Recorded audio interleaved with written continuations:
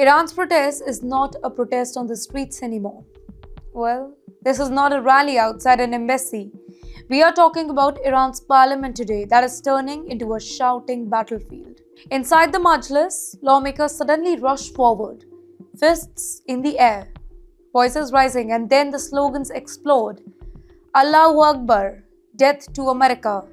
The chant echoed through the chamber, loud enough to drown out order, loud enough to send a message far beyond Tehran this time. You're watching TimesXP, and my name is Dhritiyatri. Let's talk about what really triggered this eruption this time.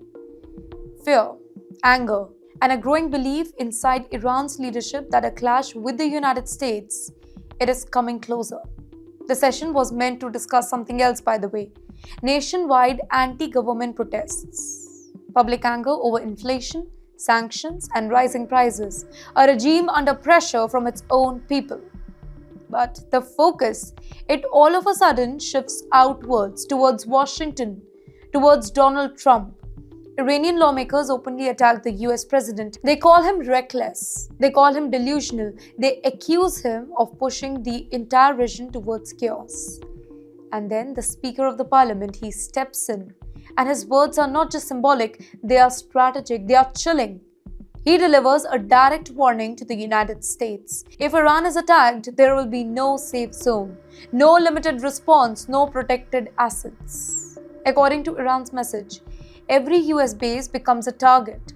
Every American ship, every deployed force in that particular region. Now, this is not shouted from the streets, by the way. This is spoken from the highest legislative platforms in Iran.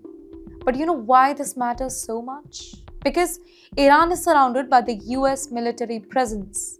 Bases in the Gulf, ships in nearby waters, all within reach.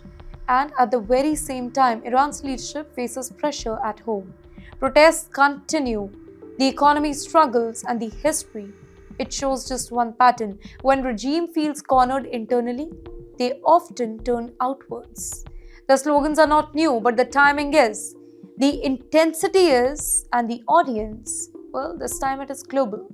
This is Iran telling Washington that we are watching, we are ready, and we will not back down quietly this time. Now, for the US, this raises really hard questions. Is this only rhetoric or preparation? Is this deterrence or escalation? Because when chants inside a parliament sounds like battlefield slogans, diplomacy becomes harder, miscalculation becomes easier, and the margin for error disappears really fast. What happened inside Iran's parliament, it is not noise. It is a symbol, a warning wrapped in fury. And when powerful nations start shouting instead of talking, history tells us just one thing: the world should pay attention.